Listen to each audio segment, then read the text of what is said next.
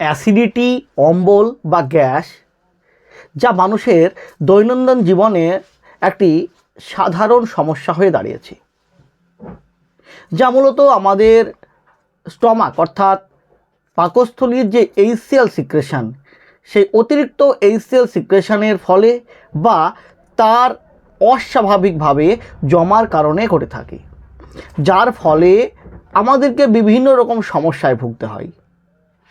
বদহজম থেকে শুরু করে পেট ফাঁপা, গলা জ্বালা করা, টক ঢেকুরে ওঠা, পেট ব্যথা করা, অনেকগুলো সমস্যায় ভুগতে হয়। এজন্য আমরা কি করি, আমরা বিভিন্ন কাউন্টার থেকে গ্যাসের ক্যাপসুল চেয়ে নিজেরাই খেয়ে থাকি, সেলফ মেডিকেশন করে থাকি, আর এ থেকে সৃষ্টি হয় ভয়ঙ্কর কিছু সাইড এফেক্টের। তো আজকের ভিডিওতে তেমনই একটি ক্যাপসুল সম্পর্কে আলোচনা করব, জানবো সেই ক্যাপসুলটির সঠিক ব্যবহার সম্পর্কে, তার সঠিক ডোজ সম্পর্কে, কী কী সাইড ইফেক্ট আসতে পারে এই ক্যাপসুলটি ব্যবহার করাকালীন, এবং এর সাথে সাথে জানবো সেই ক্যাপসুলটির মেন সল্ট কী, তার মূল উপাদান কী এবং কীভাবে কাজ করে। সমস্ত বিষয়ে বিস্তারিত আলোচনা করব। তো তার আগে আপনি যদি আমার চ্যানেলে নতুন হয়ে থাকেন, প্লিজ চ্যানেলটিকে সাবস্ক্রাইব করে সম্পূর্ণ ভিডিওটি দেখতে থাকুন। তো আজকের আলোচ্য বিষয় যে ক্যাপসুলটিকে নিয়ে, যেটা হলো স্কাইজা লাইফ সায়েন্স কোম্পানির প্যানবুস্ট ডিএসআর ক্যাপসুলটির সম্পর্কে, যার মেন সল্ট, যার মূল উপাদান হলো প্যান্টোপ্রাজল গ্যাস্ট্রো রেজিস্ট্যান্স ও ডোমপেরিডন প্রলং রিলিজ ক্যাপসুল। এই দুটি উপাদানের সংমিশ্রণে এই প্যানবুস্ট ডিএসআর ক্যাপসুলটিকে তৈরি করা হয়েছে। তো কখন ডাক্তাররা সাজেস্ট করে থাকেন এই ক্যাপসুলটিকে ব্যবহার করার জন্য? তো এটিকে মেনলি ব্যবহার করতে দিয়ে থাকেন অ্যাসিডিটির ক্ষেত্রে। আমাদের যে স্টমাক অর্থাৎ পাকস্থলীর যে এইচসিএল সিক্রেশন হয়, সেই এইচসিএল সিক্রেশনকে স্টিমুলেট করতে, রেগুলেট করতে ডাক্তাররা এই প্যানবুস্ট ডিএসআর ক্যাপসুলটিকে ব্যবহার করতে দিয়ে থাকেন। অ্যাসিডিটির ফলে যে সমস্যাগুলো হয়, বদহজম, পেট ফাঁপা, গলা জ্বালা করা, টক ঢেকুরে ওঠা, পেট ব্যথা করা, সাথে সাথে স্টমাক আলসার, যেটাকে আমরা পেপটিক আলসার বলি এবং গ্যাস্ট্রিক আলসার বলি, সেই আলসারের ক্ষেত্রে ব্যবহার করতে দিয়ে থাকেন, ডিওডেনাল আলসারের ক্ষেত্রে ব্যবহার করতে দিয়ে থাকেন, সাথে সাথে জিইআরডি অর্থাৎ গ্যাস্ট্রোএসোফেজিয়াল রিফ্লাক্স ডিজিজের ক্ষেত্রেও ব্যবহার করতে দিয়ে থাকেন। যেখানে কি হয়, দেখা যায় যে আমাদের স্টমাক অর্থাৎ পাকস্থলীর যে এইচসিএল সিক্রেশন হয়, সেই এইচসিএল ব্যাকফ্লো হয়ে আমাদের এসোভেগাসে চলে আসে, যার ফলে আমাদের গলা জ্বালার মতো একটা সিমটম দেখা দেয়। সেক্ষেত্রেও অর্থাৎ জিইআরডির ক্ষেত্রেও এই প্যানবুস্ট ডিএসআর ক্যাপসুলটিকে ব্যবহার করতে দিয়ে থাকেন। সাথে সাথে জোলিঞ্জার এলিসন সিনড্রোমেও এই ক্যাপসুলকে ব্যবহার করতে দিয়ে থাকেন ডাক্তারবাবুরা। অনেকগুলি কন্ডিশনে ডাক্তাররা এই ধরনের ক্যাপসুল ব্যবহার করতে দিয়ে থাকেন। তো আজকের ভিডিওতে জানবো যে এই ক্যাপসুলটির যে মেন সল্টগুলি, এর যে মূল উপাদানগুলি, সেগুলি কিভাবে কাজ করে, তার মোড অফ অ্যাকশন কী।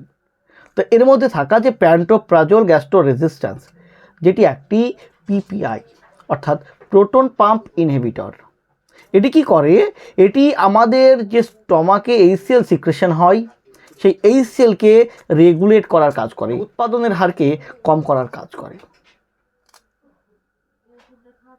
এইভাবে আমাদের অতিরিক্ত যে অ্যাসিড সিক্রেশন, অ্যাসিডিটি, এই সমস্ত সমস্যাগুলো কম করায়।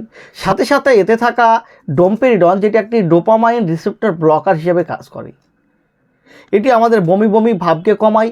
সাথে সাথে ডোমপেরিডন উপাদানটি আমাদের যে পেরিস্টালসিস মুভমেন্ট, সেই পেরিস্টালসিস মুভমেন্টকে অনেকাংশে বাড়িয়ে দেয়, ফলে আমাদের হজমে সাহায্য করে এই উপাদানটি।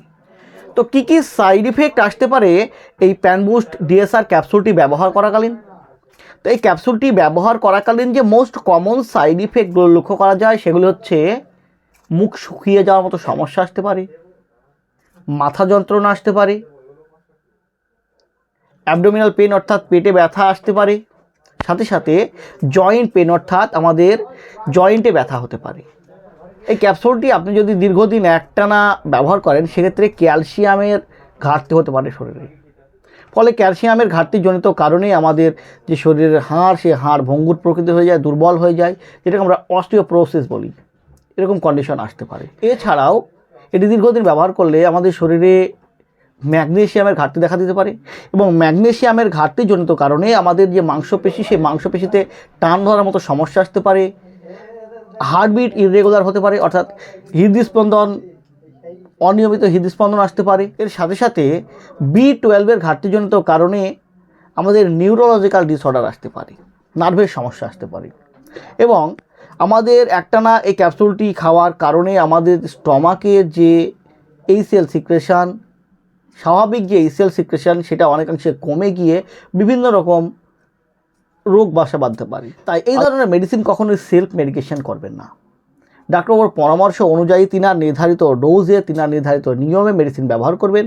ফলে আপনাকে সঠিক উপকারটি পাওয়ার পাশাপাশি সমস্যায় পড়তে হবে না। তো বন্ধুরা, এই ছিল স্কাইজা লাইফ সায়েন্স কোম্পানির প্যানবুস্ট ডিএসআর সম্পর্কে একটি ছোট্ট ভিডিওটি যদি আপনার ভালো লেগে থাকে, যদি কোনো উপকার এসে থাকে, প্লিজ চ্যানেলটিকে সাবস্ক্রাইব করে লাইক দিতে ভুলবেন না। সুস্থ থাকবেন, ভালো থাকবেন। আবার দেখা হবে হেলথ রিলেটেড, মেডিসিন রিলেটেড অন্য কোনো ভিডিওতে। আজ এই পর্যন্তই। ধন্যবাদ।